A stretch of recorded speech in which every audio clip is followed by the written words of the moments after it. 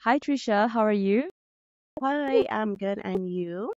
I'm doing great. My name is Nicolette. I am the creator for the podcast titled Or Worthless, Dead Again, the juxtaposition of your very soul. First off, I'd like to say thank you very much for saying yes to be interviewed today and for spending an hour very early in the morning for you in the next 1 hour for me and for the conversation that we're about to have, which is about remote working. Wow. I I would like to say before I read a bit of your introduction, I would like to say that I resonate. It's because I Mm-hmm. too just moved out of my 9 to 5. So trying to build the business on the side and also just having that feeling of, am I productive enough because I don't have that 9 to 5. But it feels like you're working more hours Yeah. than you are in 9 to 5. So the irony is that so yeah, I'd like to get your views on that. Yes. So right now I'd like to read a bit of introduction for our listeners and then we can get right into it. Okay, no problem. So hello everyone, we have Trisha Harrison here with us, an ambitious island queen from a tiny island called Barbados. She's passionate about remote work, success, wealth building, and online businesses. For the past 12 years, she has been navigating the digital workspace while experiencing the full spectrum of emotions, from the rough to the sweet, to the exciting, to the difficult, and the challenging. Through this journey, she has gathered invaluable lessons and insights. Now she is on a mission to promote and correct the mindset of her fellow Caribbean people when it comes to remote work. In her own life, she has achieved so much by working online, and she wants others to experience this transformative opportunity as well. Now, her message: you don't have to be stuck in a traditional 9 to 5 routine. Yes, I made the move, feeling miserable, tired, and uninspired. With remote work, you can decide how, when, and where you want to work, all while earning a decent income. Wow, Trisha, I cannot wait for you to expand on this. So, before we get into the nitty-gritty of things, can you share with us what was it like growing up as a Trisha Harrison? Okay, well, firstly, thank you for having me on the show. Really excited to share regarding remote work and all the good stuff on it. But in terms of growing up for me was relatively fine. It was okay. I would say I necessarily had problems or issues when I was around 16 because my mother passed away when I was 16 years old. Oh, So I'm so I sorry. ultimately had to thank you. I ultimately had to grow up, so to speak. I still have my dad, but my mother was my hardcore, she was my rock. So I had to adult, as we would say, a lot faster. But otherwise, I would say I had a decent childhood. It was very spoiled. So I would say I had a very decent childhood, so to speak. Yeah. Okay. Well, thank you for that. So, tell us your backstory about the journey of your career. Okay, so I actually, interestingly, you can hear the rain. The rain is falling here. I heard it for a bit and then now it's gone. Yeah. Sorry. I That was actually, weird. yeah, That's the sign from the universe. I actually got started in remote work because I was in financial difficulty. What really got me pushing on going was I had this bill because, as I mentioned before, my mother had passed, and she had left a few things for me as inheritance, and one of them was property. But we have this thing here in Barbados called land tax. I'm not sure if it's a global thing. It's a tax where you have to pay for property or land, so to speak, every year. So it Mhm. wasn't being paid after she had died. And I ultimately didn't know that this was a thing. This was a thing that you have to You pay have it. to pay.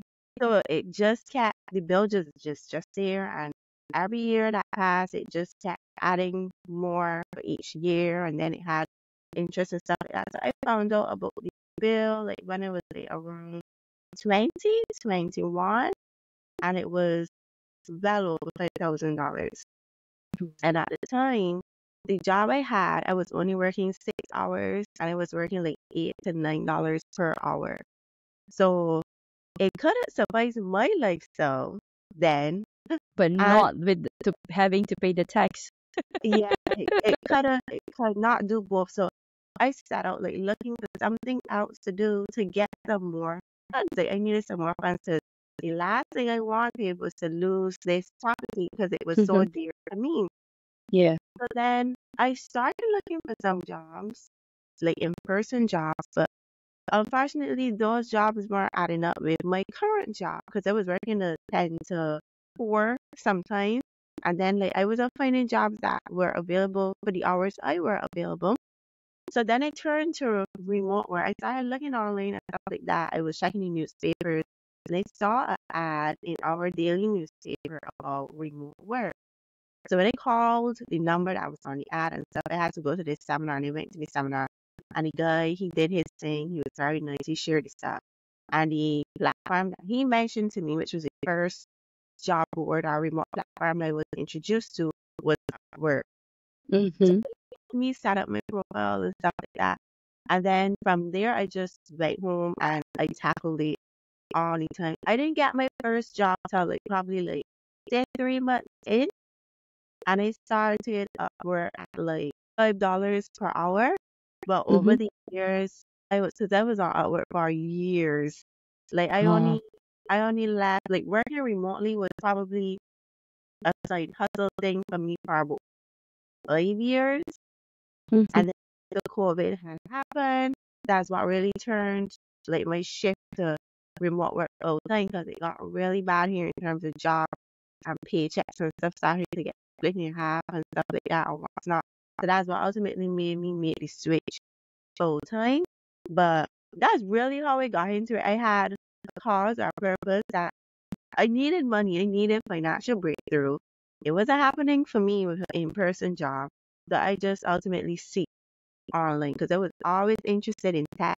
I was always interested in anything computer like tools, anything like that. So it was really cool to see that I could actually find something online to actually make a living from. Hmm. Interesting. So, what kind of jobs were you taking on from Upwork, or there's Um, another platform right now called Fiverr, right? That's also. yeah, there's another platform called Payhip, but personally, I'm not. But I have a profile, but I never worked with anyone on Fiverr as a freelancer. I work with persons on Fiverr as a client. Ah, But I don't love Fiverr. To be honest, I prefer Upwork because Upwork Upwork has a bit more. It has, credibility. yeah. Because I was I gonna get use the you. word better, but I don't Uh-huh. really want to differentiate between the two because they both have their benefits. I'm not gonna like, but Upwork seems to have a higher quality, yeah, Hmm. in terms of Upwork than Fiverr, so to speak. And freelancers tend to charge a bit more on Upwork because Upwork. as well. But I forgot the question you asked me. Oh, sorry. No, I was asking the type of work that you were taking on from Upwork. Right. Yeah. So on Upwork, I started in customer service. Like I was literally almost a call agent, but I wasn't taking calls. It was literally just answering emails and stuff like that. The first job I had was Oh. a healthcare company. And then from there, I just kept getting some more customer service jobs. And then I went into e-commerce. Then I went into virtual assistant. Then I went into management. Then I went into leadership, all that stuff. Because Oh. yeah, depending on the types of jobs that you choose and the client, there's some clients who are actually willing to like train you and stuff like that. Because me personally, I'm not certified in customer service or virtual assistant. My certifications are in cooking. I have a bachelor's in culinary art. So it No. might be like that. I actually got exponential growth from different niches that I quote unquote didn't hit the bus for or like I didn't went to school for. I literally just used my charisma, my like common Mhm. sense, like, the actual knowledge, that kind of stuff to how like push and grow yourself throughout the process. Mhm. So that's way too one thing I always tell people is that you don't need to have like a bunch of degrees. You don't need to have like all of these things at the end of your name and like all these doctorates and all that kind of stuff. Anybody could get started working remotely, to be honest. It's just as long as the client sees you have charisma, you have talent, and you're willing to work and To scale. learn. Yeah, Yeah. they Mm-hmm. actually work with you because that's literally my story.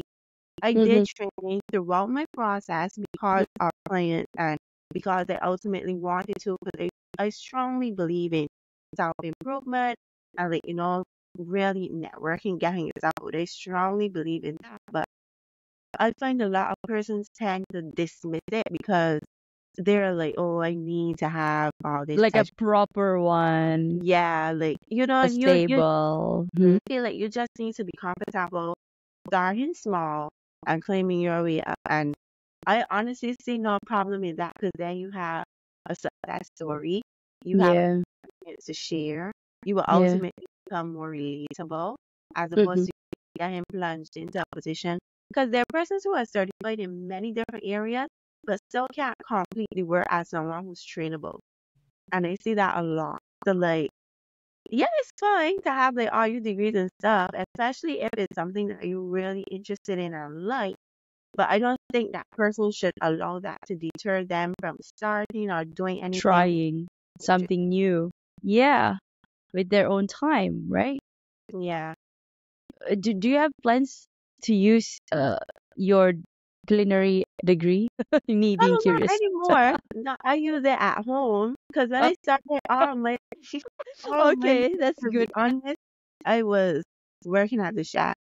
All my in-person jobs, I was working. I never had a job, an in-person job that I was not a chef at a heat. I loved cooking before I started, but then when I got into the industry, like the actual world of work, especially here in Barbados, I started to hate it because hospitality workers here specifically aren't treated the best at most Oh. institutions or hotels or restaurants, whatever the case may be. And then they tend to be paid really low starting Mm-hmm. out, and it takes a while to advance within the industry to here, I find. Like I scale faster online than something I paid thousands of dollars to learn, Mm-hmm. to be honest. Wow. Yeah. Wow. I am interested right now. You know why? Because like I said, I moved from 9 to 5 and I was doing I'm a qualified accountant. So while I'm Mhm. building my business, I might as well just put some time and effort to review some accounts online as well. I've been getting some people. One of my guests actually, he was saying, you should don't lose your accounting sense while you're doing something on the side, but have it if you know how to do it. Yeah, Mhm. maybe. I think it's a sign from the universe. Like you're the second person. Like made me think that way. I would say though, if accounting is something that you're really interested in and you really like, although it was a 9 to 5 thing, it could still be a Mm. remote thing or whatnot. Like strongly advocate for persons to take passions and skills and use those as business ideas Oh, because then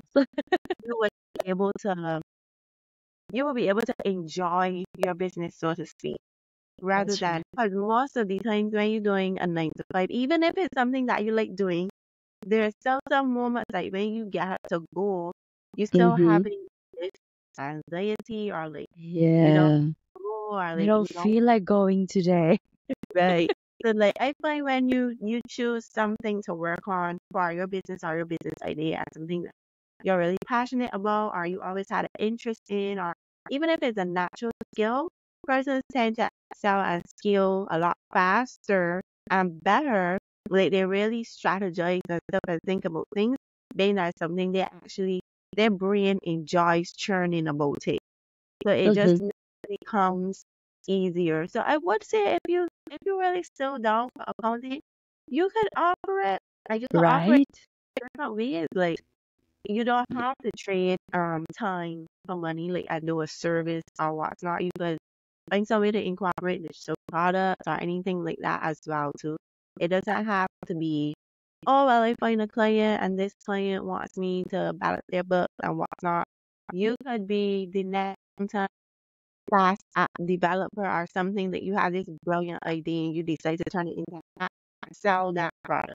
Or like even I end up using a template girly, but like you decide you want to start making some spreadsheets and stuff that startup companies can use to balance their books and their stuff like that.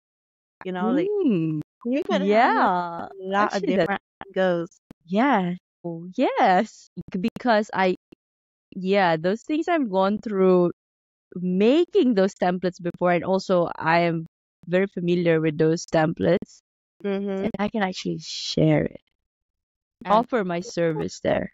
Mm-hmm. there's a lot of platforms that you could use. I'm not sure if these available there in Yeah, Kuala Lumpur. Etsy is available in Malaysia. Yeah, you could use.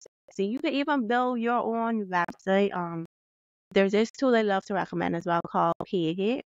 You could build a website, you could sell some digital products and stuff on it, and they charge fees for every transaction. I think it's 3% or something like that. But you don't have to pay to host your website. Or you could use a Squarespace website, you could use a Wix website, but those ones have subscriptions monthly. Yeah. So it's totally up to you, but it's not hard to get started. Mm. You were saying pay hip? What's that? Yeah. Pay. Payhip is a tool that you can sell digital products. You can also offer coaching services. Mm. Um, That is my next thing. But hang on. Let me see. Pay. yeah, Okay. Payhip. Pay Yeah, hip. it's really because my site actually right now is hosted on Payhip. I'm in the process of transitioning it because I outgrew it, to be honest. But it is a good thing. I love to recommend it to my clients, especially if they're in a cash crunch, because that's one bill that they don't have to pay. They literally, you just get your domain and what's not, and you could connect your domain and have a site for free. Hang on. Just domain only, and then the site I can build through pay hip. Yeah. My gosh, Trisha, thank you so much. I'm gonna look into this No well. tomorrow. And this is why I love doing what I do, talking to people, because I'm learning every time. And to be Mm-hmm. honest, like coming back to passion, when you said it just now, like accounting, yes, is what I've always known for the past 12 years.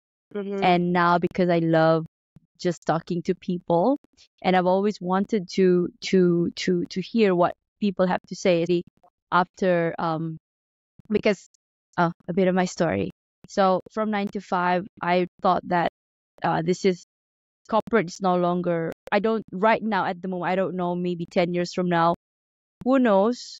I'm gonna go back into corporate, right? But at the time, I had my own burnout with my personal life and also my career, and then I sought something else that what can I do outside? So I enrolled myself to a program in the space of psychology, and I wanted to help people who went through the same experiences that I went through, especially a corporate person with their relationship problem, trauma, like recovering from a divorce, for example, and also from a toxic, from burnout. And now I'm in the space of building that. But of course, it's like right now I'm like I know I can I love and why am I connecting this with podcasting is because I wanted to practice first talking to people before people Mm-hmm. should pay me, and to my surprise, I actually enjoy talking, and I did a little bit. I put that aside and I focus on my podcasting first. So right now, when I was asked to leave my job back in March, and now it's like almost a sign also to say, okay, you should focus to what's making money for you. Not to say that this podcast is not gonna make money, but right, it was just a hobby at the time. Now it's making a little bit of money, but I need to like put the gear running now. And it's like transitioning out from that 9 to 5, at least for me, like because all around me, most of my friends are still in 9 to 5, and Same it's here. that pressure. It's not to say that I'm taking that pressure onto myself, but it's almost like you're guilty because you Mm-hmm. have the time, but then you don't have the time because you're building something, but it's like you're not sure, you're not sure of what you're gonna get, especially during the early months or weeks. So I'm just saying this because it's the feeling that I have right now, but I have faith that it's gonna fly. So like you telling me this right now, there are avenues to get money. In case I have that anxiousness. Like you said, you need there's a cash shortages that you need, like that, Yeah. right? I Yeah. would say though that it's fine in the beginning stages to feel like though like, oh my God, was this a mistake? Like I should have done this, or like was this Yeah. where it's fine to have that, and to be honest, have a little imposter syndrome, so to speak. But like anything else, business, I strongly believe an asset of a great entrepreneur, you have to be a risk taker. And Oh, you yes. ultimately have to believe in yourself, because if you don't believe in yourself, there's no Mhm. reason or way anyone else should believe in yourself. If That's there's true. people out there currently that are selling rubbish, I And can't can make money believe it. Why? Because they ultimately believe that in whatever they're themselves. putting out there, like, made sense to them. And then like True. they also take the time to understand the people that they're talking to are their buyers, are their customers, whatnot, their target audience, and they Mm. know how to sell to them. So it's not going to be easy, and I say this all the time in freelancing, because nothing is easy. Life was not meant to be easy. Easy. That's so true. I I mean, mean, your 9 to 5 is not easy too, and that's why people. exactly. Yeah. It's not easy, but I just feel like anytime you get into that situation or mood, that's another reason to why I love here as well, the community. As long as you Mm-hmm. have a bunch of like minded people around you who honestly get what you're going through, what Mm-hmm. you're dealing with, I find like you tend to bounce back a little bit faster.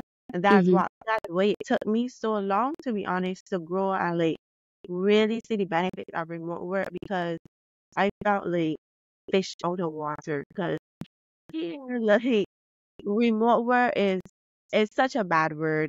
Like our residents here, our people believes everything online, or most of them I should say, especially the older generation, believes most stuff online is a scam.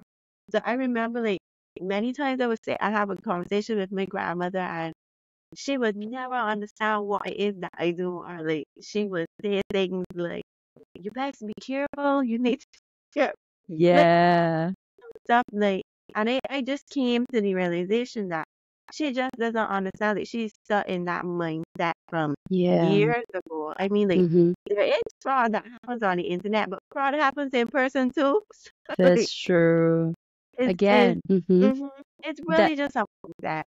that risk taking as well, but also understand that you're taking I would say calculated risk in the sense that you've Mm-hmm. done a thorough research and it's a credible website that you're publishing yourself into, and you're communicating maybe to the real person, real seller, or real purchaser that's gonna engage you for your services or buy your products, right? Like I tell you my experience as well just last week, because I have a podcast and I've been doing it. So before I left my job, I've been doing the editing myself, the marketing myself, and the whole lot of it. And then now that I need to focus on the other things, I Mm-hmm. cannot, and I want to get to be talking to people, because that's the content that I'm creating, right? But then the back end of it, I cannot do everything by myself. I'm tired. So I And said, that's okay, where the entrepreneurs tend to get the burn. exactly.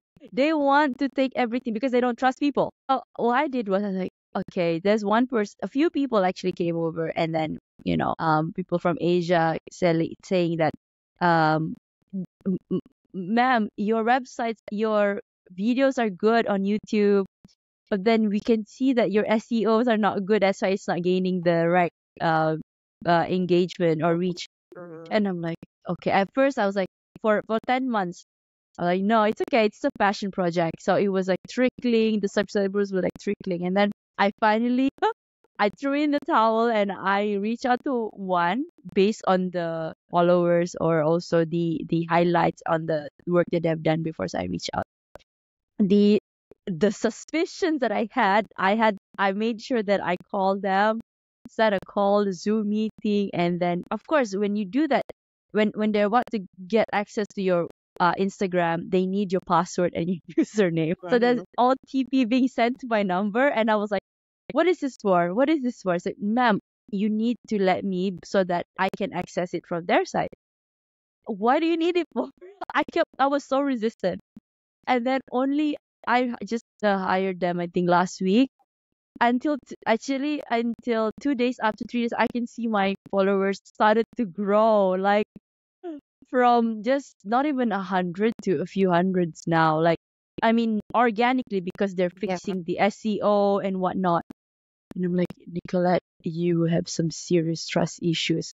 But then you cannot be too trusting. But at the same time, you have to let them breathe because you want to expand, right? You Yeah. have to collaborate, and there's always trial and error. Who knows? Maybe right now they can also come around and scam you, but you need to try. You need to take the Yeah. risk. Because you would Exactly. never know unless you take the risk. So you have Exactly. to give people benefit of the doubt and to see. And Yes. as I've learned, say, throughout my journey, one thing I hear all successful entrepreneurs, and I mean like millionaires and billionaires, say is that you should always hire slow and fire fast. Hang So on. What is that? you should always hire slow and fire fast. So Ah, it's it's fine to higher, test slow, people. fire, fast. Okay. It's fine to test people and what's not and give them a chance because ultimately there's going to be some bad apples, but you will find a great one. You will find a prize in between because, like, with me, myself, like, people took a chance on me. Yeah. It's fortunately enough that it went well, but we have to take, because we still have to remember we're actually working with people. There are Mm-hmm. good people and bad people, but at the same time, everybody will want somebody to take a chance on them. It's up to you if you're gonna sell and produce and whatnot, or if you're gonna do nonsense or do foolishness. But Mm-hmm. yeah, it is a good idea to like do your research, do your checks, what's not. And tax business involves a lot of testing too. And ask Yeah. questions, like, prompt them and don't be too hard on this. Even something that I still have to tell myself. Don't be too hard on yourself, like when you feel you messed up or like got it with all this time or is that experience. That's Because that's true. one thing Oh that my God. nobody will take away from you is that experience. At Yeah. all is that experience for real. So, oh, I also wanted to mention because you were talking about YouTube. There's this tool too that you can check out on for YouTube called TubeBuddy, where it connects to your YouTube and it basically optimizes all of your YouTube videos based on your niche and stuff like that. So that's something too you could check out and see Right. how. But I'm putting them all on my um um um um what do you call this? My tool buddy. Tube, TUBE, TUBE. Tube TubeBuddy. buddy. I could send you the links too after the Oh episode. yeah, that'd be great. Tube Mhm. buddy. Ah, do I have to Yeah, pay for this? Explore pricing. because Yeah. it has a thing, but you can use the smallest plan. If your YouTube page is under 1,000 subscribers, they have a code on their site that you could use to get Uh-huh. a plan for 50% off. It's five And yeah, bucks. it's really cheap. Oh my God, thank you so much. So that means I this is my first month trying out the theme, right? hmm And maybe I can try this on. Let's Yeah, see how I told them, like, okay, if we can monetize after the first month, then I'm gonna continue hiring you because it's only worth it for me if we can yeah, monetize it. Yeah. So yeah. let's see. Fingers crossed. I have to try. I have to try. I don't feel like because you trying are you hiring people that you obligated or like you have to keep them on. Yes. I still struggle with that, especially being that I advocate and my clients are freelancers, but then I hire freelancers too to do things in my business.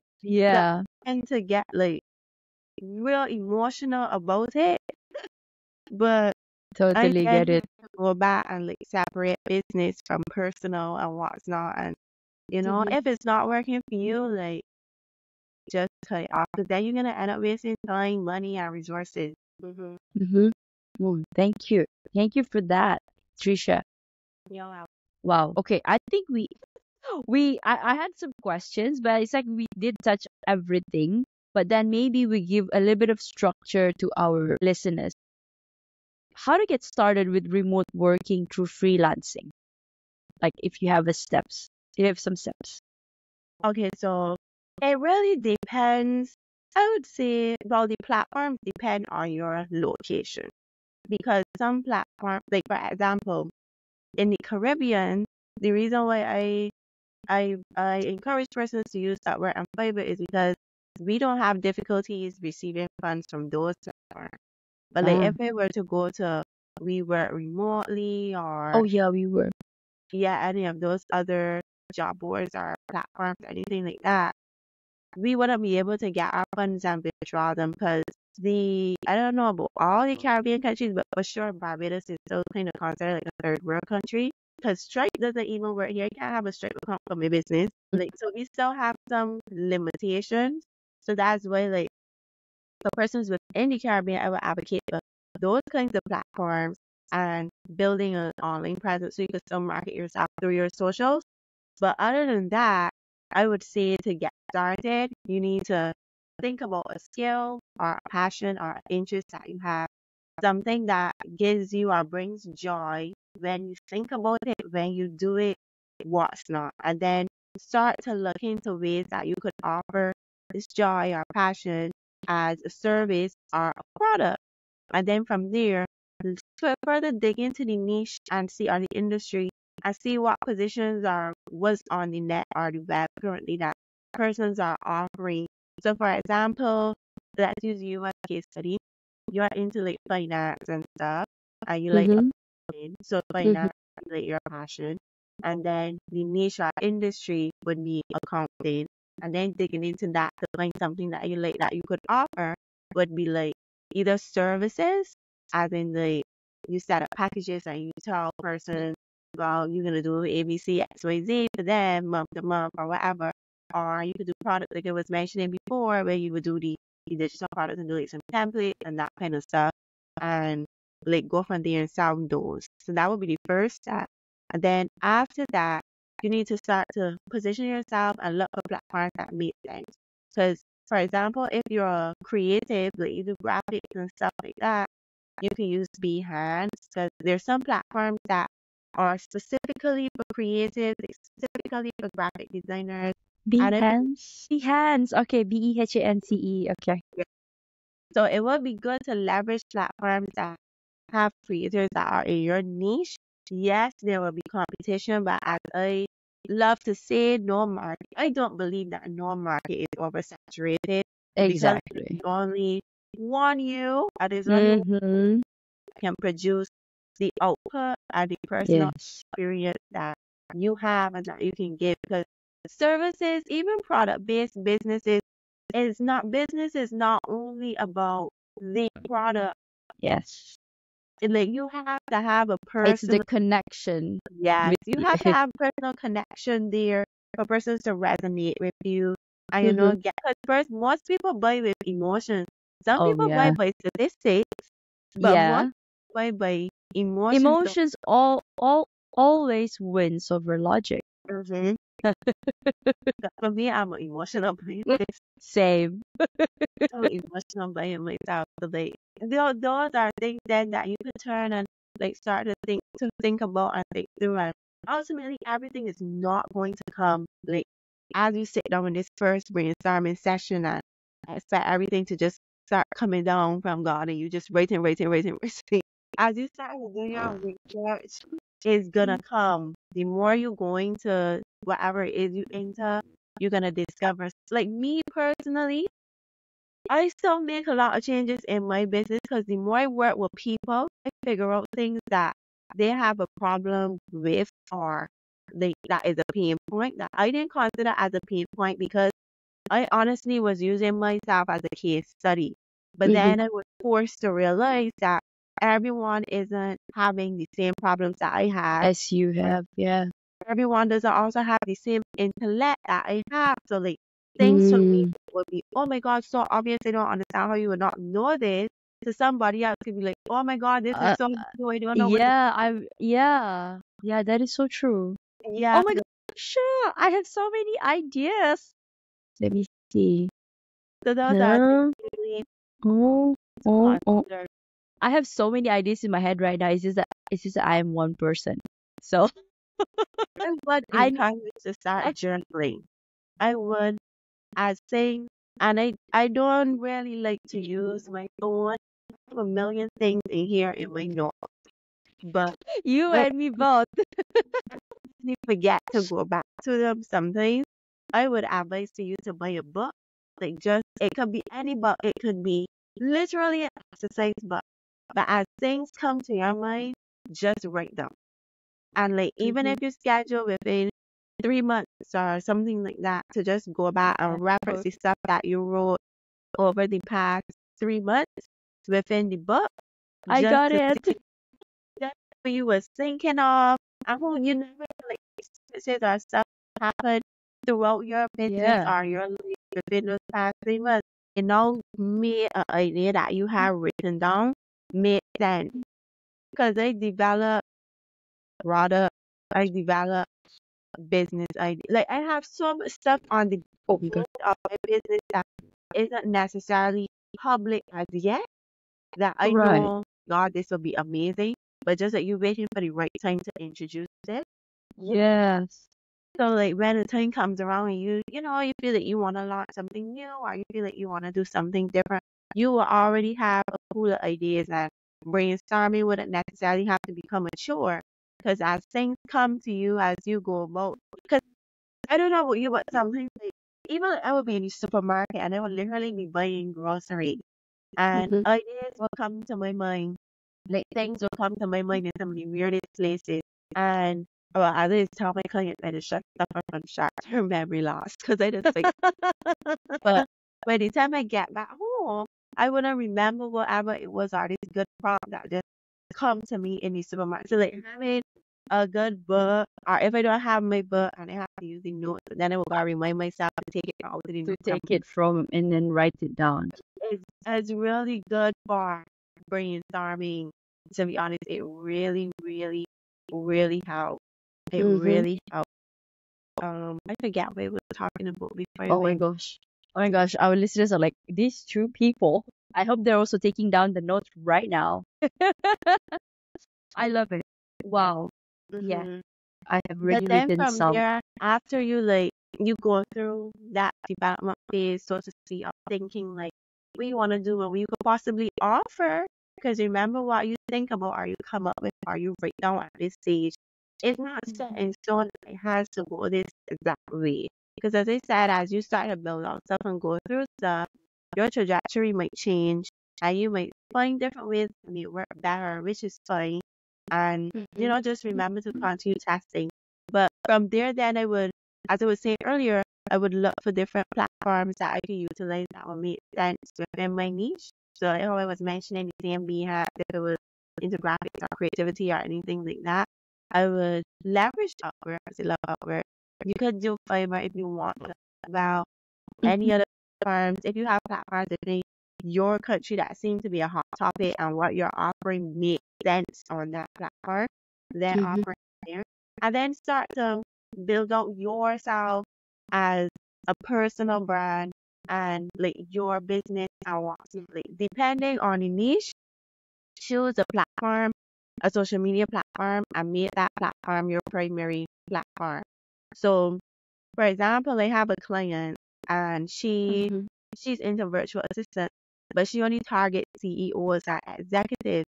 So her Mhm. ultimate platform of choice to find those type of people would be LinkedIn. LinkedIn. So Mhm. she's using LinkedIn as her main or major platform. And then Mhm. she's taking the content that she produces on LinkedIn and leveraging that and carrying it over to Instagram and Facebook. So Mhm. given that Instagram, it's funny enough because we actually had a strategy call about this like this same client. So say with the LinkedIn content, because LinkedIn is mostly like a wordsy platform. People tend to Yeah. put drawn up quotes on there.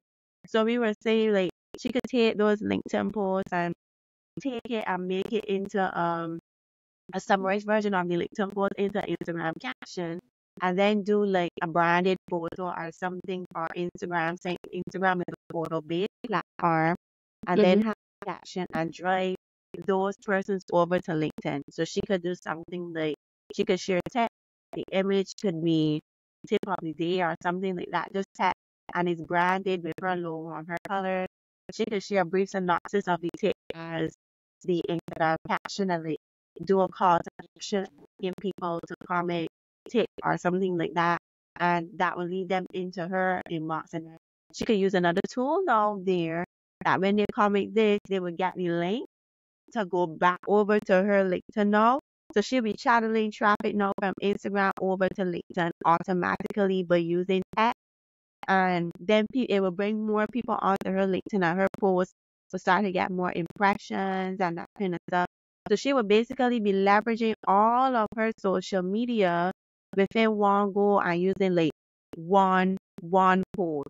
Because I find a lot of persons think that because you're using multiple platforms, Mm-hmm. that you have to have different content for each platform. Yeah. And that could be extremely stressful, especially if you don't have a team and it's Mm-hmm. you alone.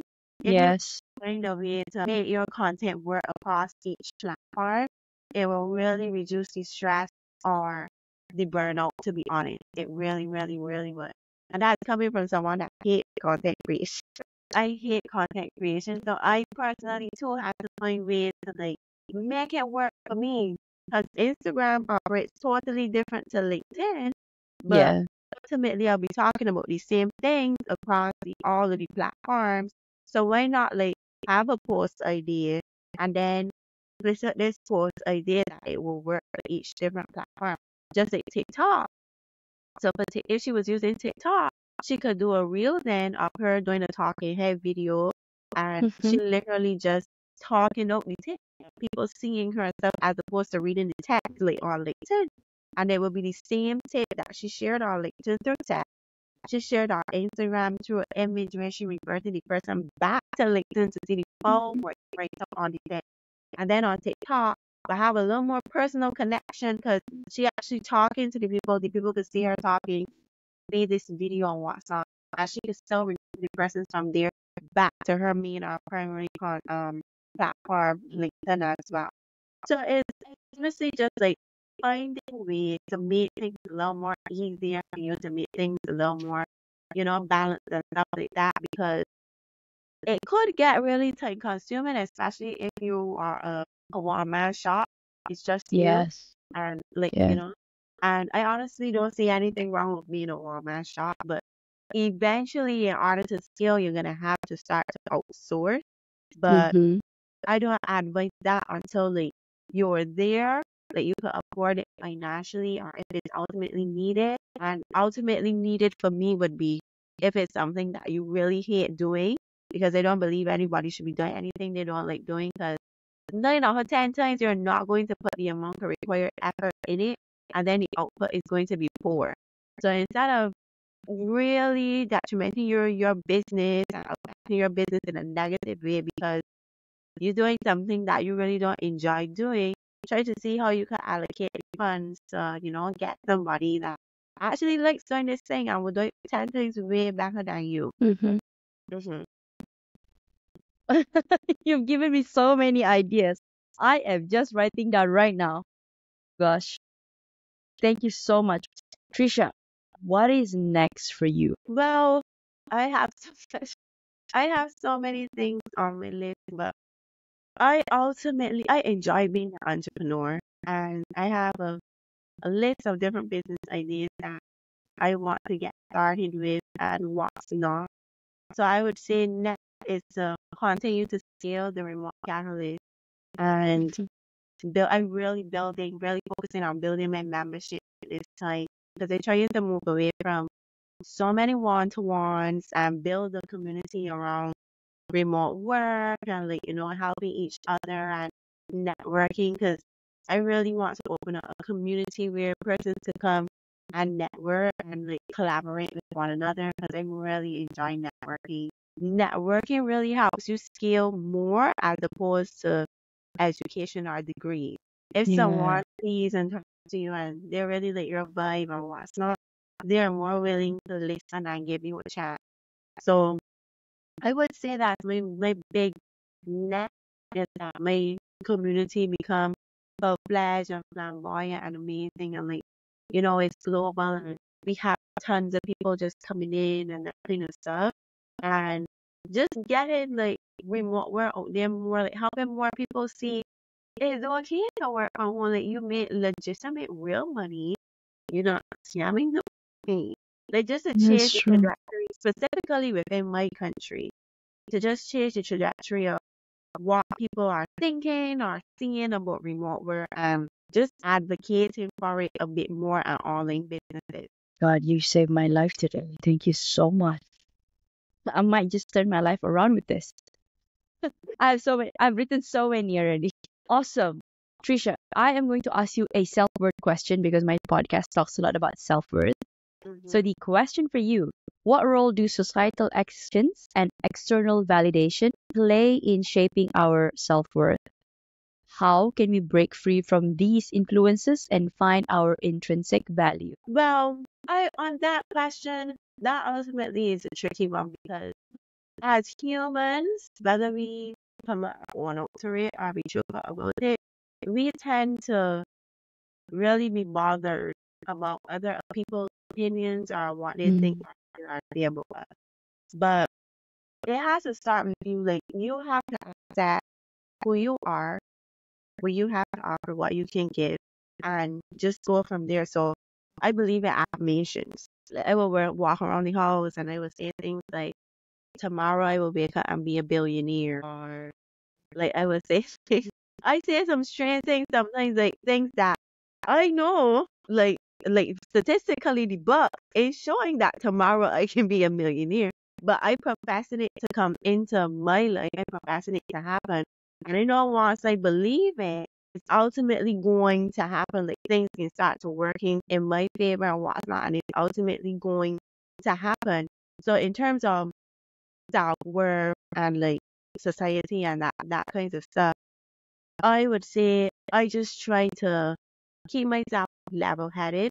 I also try to constantly have like pep talks or workshops with myself and keep my mental health in check and seeing like if I have a hiccup or a mess up, yeah, I allow myself to be annoyed or upset about it, but not for too long. Like I wouldn't dwell on it because I need to press and move forward. I need to ultimately get myself out of whatever position it may be that I'm in. So after feeling sad or depressed or angry, whatever, I would then reverse engineer and try to figure out, well, why this happened, what I did that caused this to happen, how I could alleviate this from happening again, and just like, well, I believe in documenting or writing a lot, but just like documenting or writing what happened, what caused it, all those questions they just quoted, and seeing how I could improve from it and what's not. And ultimately, just always believe that you're worthy. Just always believe you're worth it. Just always believe like mhm, mhm, mhm. they're you. Advocating for my. Yeah, like because you genuinely have to believe that. If not, it's never going to be so. I can't believe as much as I may tell you, but Nicolette, you're so worthy. Oh my gosh, I really adore you. You're doing such a good job. Yes, you may take it and receive it, but if you don't believe it, you're not going to propel forward and do That's what true. you should or ultimately be doing. That you would never fulfill your purpose or your passion. That has to start with you. And ultimately, you would see too that the moment you start to show people that you truly believe in what you stand for, you as an individual, your values and stuff like that, people are going to just start to hop on your train. You won't have to force anyone, anything like that. It's just going to start to happen. Is Mm-hmm. because even with my business, I had never in a million years planned to be coaching or mentoring anybody on remote work. For me, it was just because it eventually developed into a business where I was offering my services as a business. But then people kept coming to me asking me about how you did it. like you could show me, you could, what, and that's then like when I realized, well, this is another business opportunity. This is something else that I could offer. So like just follow your passions, believe in yourself, and for sure, like you would get through it. You will get through whatever it is, whether personal, business, you would get through it. So, okay, I'm very curious. So that means you are also out there coaching people how to get started in remote working. Mhm. Is that what you do? Yeah, that's ultimately what the remote catalyst is about. I help freelancers and side hustlers get started in remote work, whether it's building their careers or building businesses. Because I refer to, since freelancers is such a broad term and a lot of persons aren't familiar with what exactly is a freelancer. Because for me, a freelancer a definition of a freelancer is ultimately a wealth builder, somebody seeking to build wealth. So I refer Mm-hmm. to my general audience as wealth builders, but I categorize my clients into freelancers and side hustlers. So for those persons who have a passion or a skill or interest that they really, really love and they're interested in actually turning this into a business, I will call them a freelancer. So like I will call you a freelancer because you're ultimately thinking about doing some other stuff with accounting and like selling and that kind of stuff. Whereas persons who literally just want a 9 to 5, because you could have a 9 to 5 but remotely, and they are to the entrepreneur mindset as yet, I will consider them as side hustlers, because both of them, freelancers and side hustlers, start on the same journey, but eventually along the pipeline they branch off, because stuff that a business owner would need to be focusing on, a side hustler or 9 to 5 person would need to be focusing on. So that's the Mm-hmm. way how I kind of like try to differentiate the audience, just so that even when I'm marketing or like I talking to people, they could understand. Because I have some instances where persons thought I couldn't help them because they thought I only help a business owner, but they don't realize, which in it that actually started to get me annoyed, to be honest, because they don't realize that by freelancing or even doing a side hustle, you ultimately starting a business. It's just that your mind hasn't resonated with it yet, or like you didn't realize yet that that's what you're doing. But if you are offering something, like say you're virtual assistant and you work with many clients and you realize more and more people start to want working with you and stuff like that, and you start taking on more clients, you ultimately running a business. Although some persons may be telling you, well, I want you to work from 9 to 5, or I want you to work from 10 to 6. That is just their stipulations for that contract or that, Mm-hmm. but you ultimately still have more clients. Like, I try to help my clients to see that you have clients, that you have people that want to work with you. Don't look at it as a case where that you're working for somebody, or like how that would typically be a side hustle mindset. But I learned throughout coaching people, you can't necessarily change person trajectory or their thoughts or their understanding just like that. Is a process. So the Mm-hmm. more that you guide them through the process and whatnot, and they continue coaching, then they start to realize, well, I actually like quote unquote running a business, but it's just that I'm not doing the business things. Like I didn't decide to brand myself as a business. I didn't decide to like do some socials, do some marketing, do like all that other stuff. But I have all of these different clients, because it honestly ends up when you freelancing, you end up working with so many different people. But some persons get stuck in the assumption of that they are working for people as opposed to these people want to work for them. And I find that mindset is wants to work with them. And I find that mindset is what keeps a lot of persons limited and stuck, because you're not training yourself for growth or elevation. You're training yourself that you ultimately have to always be working for people and stuff like that, instead of training yourself to think, well, I offering a service that people actually like and want, and I have people who want to work with me. People want to work with businesses.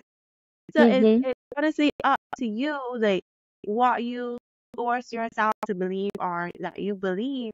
Because if you change your trajectory of how you're thinking or your belief, your growth is going to look so different. It's going to Mm-hmm. look so different if you really change like how you're thinking about things and how you're looking at things, try to look at things from different point of views and angles. Because I've worked with people that came in as side hustlers and end up transitioning into freelancers, but they didn't realize that I could see the transition happening. Sorry, my Allah. I Excuse me. could see the transition happening before my eyes, but it still takes them a little to realize, wow, oh, this actually happening. Like I actually get it on these clients, and like I got this business and people are asking me now like what other services they operate. So it takes time sometimes for people to see it happen, see it come through for them, and then really connect the dots, and visualize or see what's really happening before them, like how great this thing is. Vision, I find to be really awesome, to be honest, with in the journey, how people transition and like then they realize that they ultimately didn't commit to be a full-fledged business owner, but end up being a full-fledged business owner. So yeah, yeah. Oh my God. Thank you. It is a lonely journey to become an entrepreneur that I have realized. But I Mhm. think the community is important and to keep your belief in yourself. Trisha, a few more questions and then because I'm also mindful of the time. What is your heart's greatest wish? My heart's greatest wish would be for freelancers or side hustlers, as they call them, to realize that we are not in competition with each other. Yes, some of us offer the same services, but because you may offer the same service as me, that doesn't mean that I need to hijack or like walk around and talk bad things about you or like try to draw business from you because as I said, people connect with people and people hire from vibes as we call them, like people That's right. hire from resonating with people and stuff like that. It's okay to have all these different certifications and stuff like that, but if I can't have a normal conversation with you to even like discuss tasks and projects, we're gonna have a problem because you will then how you can execute the work because you will not Yes. I want. So that's really something that I would love to see a change within the entire freelancing industry. A Mm-hmm. person just thinking that is this full-fledged competition and like everybody against one another, what's not and stuff like that. Thank you. What a great reminder. Do you have a mantra that you live by? I would say trust in God. Yeah, I would say trust in God. I try to everything I do in or want to do, I try to chat with him first, although I'm not going to lie. Sometimes I do things and then chat with him after. But I ultimately And try. then it doesn't really go so well. It's like immediately, I told you so. Yeah, yeah. I really try to live like that. Like trust in God and continuously like believe in myself. Even like when imposter syndrome seems to want to come up or whatever, I try to then remember my wins. I remember transformations that I've made. I remember like sometimes it would take time, especially if I feel like I drowning, so to speak. Because although I have success, I still have sometimes where like in areas that I wouldn't necessarily understand or figure out yet. Because Mm, in every stage of business, although you reach success and you reach different pinnacles, as a business owner, you should be striving for further success. And then to get to that other step, you're going to find more difficulty. So then you mm-hmm. need now to find somebody else that can help you to get to these other steps. So like when I get in situations like that, I tend to go back to testimonials or like messages or I need to remind myself of what Mm, I did, what I can offer that. Kind of like give myself back another pep talk mm-hmm. and then like just refresh and start striving again. I love that. I wanted to ask you something, but I think I lost my train of thoughts. Okay, hopefully I can get back to it. So, what keeps you up at night? Is there anything that keeps you up at night, or do you sleep well? I won't say that anything keeps me up at night. I won't say that anything because I thought in terms of business, since we were talking about business, I run my business by my core values and morals. So like I Mm-hmm. believe in generosity. So I'm generous all the time throughout my business. Like sometimes with clients there's stuff that I would charge for and they end up not charging for them. my coach has told me in the past that that is something that I need to work on because you operate something, so you should charge for it. But I Yes, that was the question that I wanted to ask you. Hang on. Sorry for cutting you off. Yes, yes. Okay, okay. I'm yeah, gonna. I don't believe in generosity because the more you put into the universe is gonna It'll ultimately get back to you. grow. So Yes. I just try to do everything within my like personal and business the way how I would want to receive it. Mm-hmm. So I Yeah. must say that they really keeps me because when I do things, they actually do it with a good mind, a good heart, and like I put my all into it. Your intention, right? Yeah. Um, yes. Do you work with coaches? Yeah, I actually have a coach myself. I have a YouTube coach, and then I have a business coach as well. I strongly believe that in order to success, in order to reach pinnacle success, you need to have a mentor. So like for my clients, so they tell my clients all the time, eventually you're gonna outgrow me.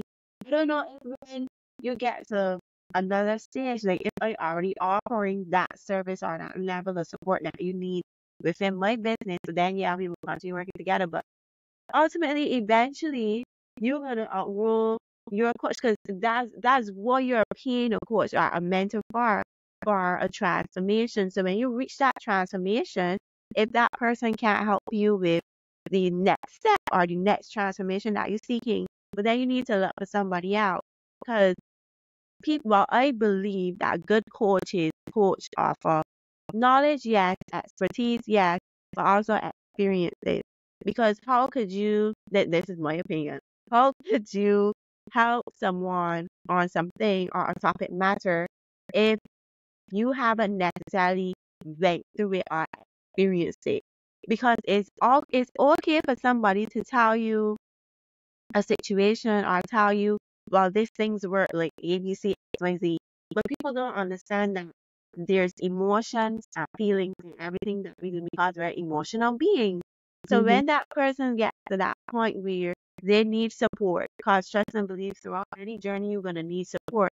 You will not be able to resonate with that person to adequately help them in the kind of depth that they require to push through whatever like fallback or disappointment it would be that they're going through at the time because you don't get it, you don't understand it, you didn't went through it, you heard of it, so you assuming how they would feel and you assuming what would help. But being if you actually went through it and it just hit different, like you could then track back and see like how you dealt with it when you were going through it, offer like solutions to what you did that you know actually work. And that way too it not only leads to better business and better testimonials and all that kind of stuff, because you really offer a personalized experience, but it builds trust. And one thing that you really need within your brand is trust. And you don't want Mm-hmm. people walking about talking about you as a hypocrite or something like Yeah. that. So I strongly believe in the emotional aspect, especially if you're doing coaching and consulting. I strongly believe in the emotional aspect of it. That if you helping someone, you helping an emotional you. Because all of us have emotion.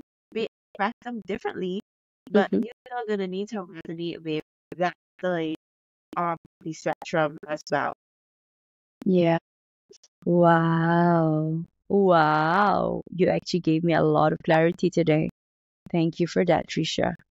No, Because I have been quite down the last couple of week actually because I feel like I'm beating myself a little bit that okay, I'm not getting where I want to be. But then you have on the other side, I have a lot of things that I need to do, but then I can like sometimes I am like a deer in the headlights like where do I start? I know I have A B C D E, but it's like sometimes I'm just blank like right, and that's exactly like what I was saying to see. You mentioned before you have your friend, but your Mhm. friends can't ultimately help you in that area because they don't understand what you're going through. Like they Mm. will just tell you the generic stuff of you got this, just keep trying, you're good at what you're doing. Like they will tell Yes. you the stuff that they think you want to hear, which in reality those are things that they should be telling you.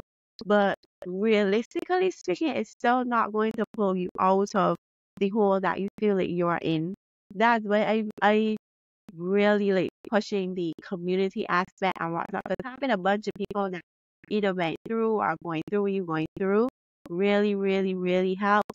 Or unless you have like a coach or a mentor or somebody to like guide you throughout the process. Because as much as we think that we can do it alone, we can't do anything in life alone because humans were built to have interactions or feelings or something with someone else. We weren't built to be by ourselves.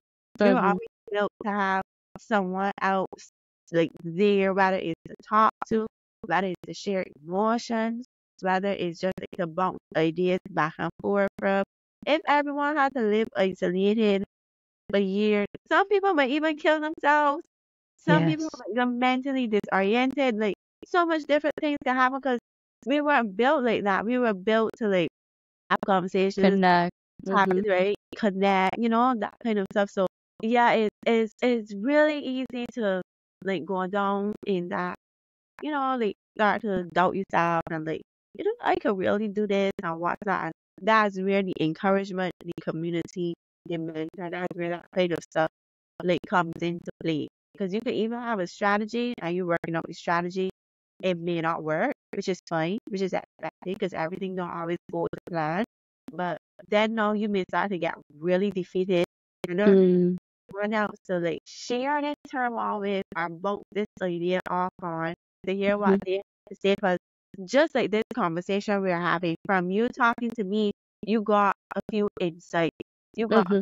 like one moment or what's not that you didn't necessarily sit and think about on your own. So it's always good to like have someone that either where you want to be or even if they're at the same level as you are in the same space, because trust and believe they're gonna understand what you're going through. So when you get to that emotional aspect, or even if you just like want a second opinion or some ad copy or something, as long as it's somebody you trust and got your best interest at heart, like you can honestly get some good feedback or help there. Can we stay in touch? Do you have LinkedIn? I think Did yes, I yeah, did I add you on LinkedIn? I'm not sure. But yeah. yeah, I can send you it after because they still have the link that I gotta send you to, so I can send you it. I can send you, yeah, I can send you it after. awesome. Thank you. Trisha, if you could create a quote right now for you to leave to the audience listening and the world as your legacy, what would it be? Cool. Yes, a quote. I would probably say I would say believe in yourself because if you don't believe in yourself, no one else will. Beautiful. Thank you. Yeah. Trisha, how can people reach out to you? So you could find me on LinkedIn at Tricia Harrison. All of my other socials are at the Remote Catalyst, or you could visit my website, theremotecatalyst.com. It's relatively easy to find me, to be honest. It's rel- it's relatively easy to find me, but yeah, you can reach out to me on any of my socials or on LinkedIn or through my website. Okay, awesome. Well, there you have it, guys. You heard it from the person herself, Trisha Harrison. Before we close off, Trisha, I'd like to thank you personally for the work that you're doing for the world and for advancing every step of the way despite the challenges, creating trails for those that will come after you. For our listeners, this has been that one podcast with that controversial name, You're Worthless. Read that again. The juxtaposition of your very soul. Now, if you find yourself thinking that you're worthless, you are not alone, probably. But more importantly, ask yourself a level deeper, if I'm worthless, then why the heck am I here? It is because your soul have chosen to be here energetically all the way from the ethers. And for that reason itself, you are worthy and you are enough. This has been Trisha Harrison, your guest of the day, and Nick Nieras, your host, signing off. Thank you so much, Trisha, for your time. Thank you.